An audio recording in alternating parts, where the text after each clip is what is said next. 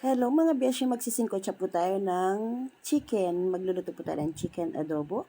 Maglalagay po tayo ng paminta, ng toyo mga beshi. Tapos po kalamansi juice, ayan.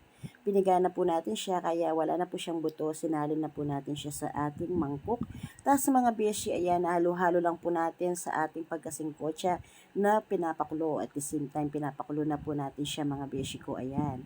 Kung nakikita niyo po, ayan siya mga beshi. Hindi na po ako magdadagdag ng tubig dyan mga beshi kasi po yung mismong manok nagpo-provide po ng tubig yan. Madaya yung manok, may tubig po yan sa loob. Tapos mga beshi, ayan, naggisa na po tayo ng bawang sibuyas habang nagpapakulo tayo sa kabilang kalan para mabilis ang luto na lang po tayo. And then ayan, sinalin na po natin yung ating sinungkotsang pinakulong, may toyo at may kalamansi at paminta.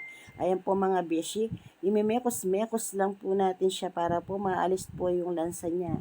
Igigisa po natin siya or ipiprito mga beshi na may kasamang bawang at sibuyas. Ayan mga beshi, mekos-mekos lang hanggang sa maprito ng bahagya bago po natin lagay yung ating pinagkuluan mga beshi ko. Ayan po mga beshi.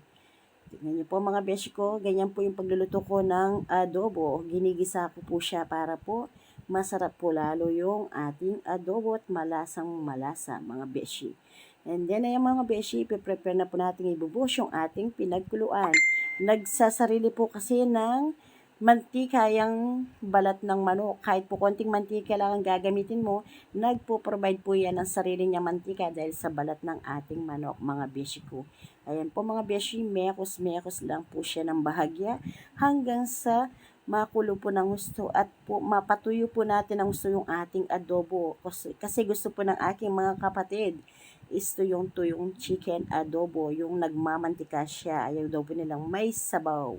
Ayan, tsaka talaga naman po sa adobo mga beshi tuyong tuyo, walang sabaw, hindi sinigang, hindi dinaga. Ayan po mga beshi, konting mekos-mekos na lang po't malapit nang maluto yung ating masarap na chicken adobo. Ayan po dyan.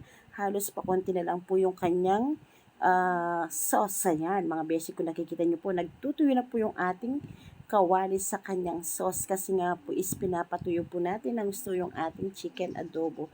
Yun po daw yung gusto nilang namimiss na luto, yung nagmamandikang chicken adobo. Ayan ang mga beshi ko, naka-plating na po yung ating masarap, ayan, masarap na chicken adobong tuyong-tuyong na nagmamantika, mga beshi.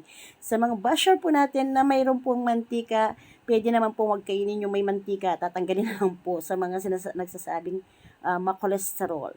Pwede naman po tanggalin mga beshi ko. Kunin na lang po mismo yung chicken sa plato, wag nang isasama yung nagmamantika niya, mga beshi.